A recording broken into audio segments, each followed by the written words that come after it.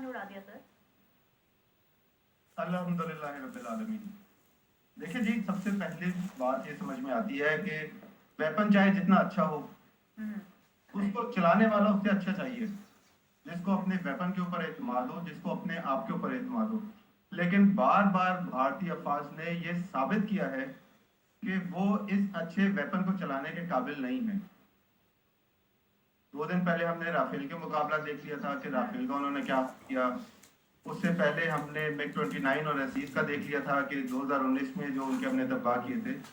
तो ये भारतीय अफवाज को और भारतीय हुकूमत को ये बहुत सोचने और समझने की जरूरत है कि जंग झूठ की बुनियाद के ऊपर नहीं लड़ी जा सकती, और पाकिस्तान और भारत के दरमियान जंग की कोई गुंजाइश नहीं है। उसकी वजह यह है कि जंग मसले का हल नहीं है। अब चाहे इनके state of the art Rafale जहाज हो, state of the art Russian technology हो S-400 की सूरत में, ये सब के सब जमीन बोस हो रहे हैं। उर्दू में कहावत है, ऊंची दुकान फीका पकवान। तो बड़ी बड़ी बातें करने वाले जो है वो आज बिल्कुल दुनिया के सामने एया हो रहे हैं। अच्छा वजीर हसन साहब, मैं एक चीज आपसे जानना चाहूंगा, क्योंकि नेवी को इंगेज किया गया, एक बैनुल-अक़वामी इदारे ने कल खबर लगाई कि शायद वहां से इंडियन नेवी मुतहर्रिक हो रही है, तो पाकिस्तान ने उसके अगेंस्ट क्या हिकमत अमली अपनाई थी और क्या वाकई कराची में या समुंदर में नेवी वाकई इंगेज हुई? अच्छा, बहुत शुक्रिया आपका। ये बात हमें समझने की जरूरत है और मैं आपके जरिए पूरे पाकिस्तान की बात और आपके नाज़रीन को समझाना चाहता हूँ कि समंदर की जंग जमीनी जंग से मुख्तलिफ होती है। अच्छा। जमीन की जंग हम एक दूसरे की टेरिटरी पे लड़ते हैं, लेकिन जो समंदर की जंग है वो इंटरनेशनल स्पेस पे होती है, इंटरनेशनल सीज में होती है, और किसी भी मुल्क की शिप्स को इजाजत होती है कि वो इंटरनेशनल सीज में ऑपरेट कर सके। तो हमें मालूम है वो इंटरनेशनल सीज के ऊपर ऑपरेट कर रहे हैं। और अगर आपको याद हो, 3-4 दिन पहले हमने उनका एक जासूसी त्यारा पकड़ा था।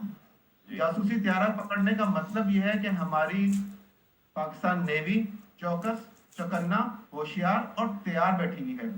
उसको खूब मालूम है कि दुश्मन किस वक्त क्या कर रहा है, क्योंकि ये समझने की जरूरत है कि हमारा समुद्री इलाका तकरीबन 3 लाख स्क्वायर किलोमीटर बड़ा है।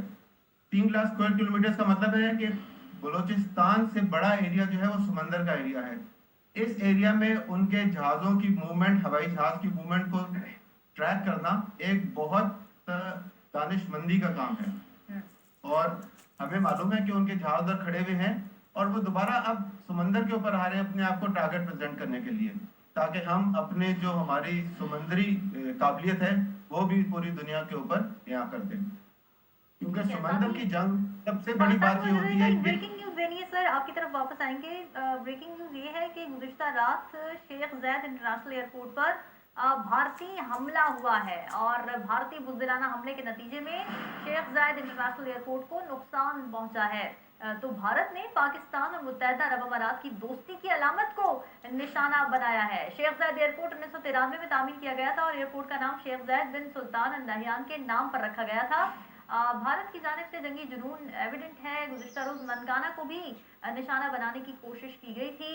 जंगी जुनून में मुब्तला भारत की जानिब से इंतहाई शर्मनाक अमल जारी है। गुज़िश्ता शब शेख ज़ायद इंटरनेशनल एयरपोर्ट पर भारतीय हमला हुआ।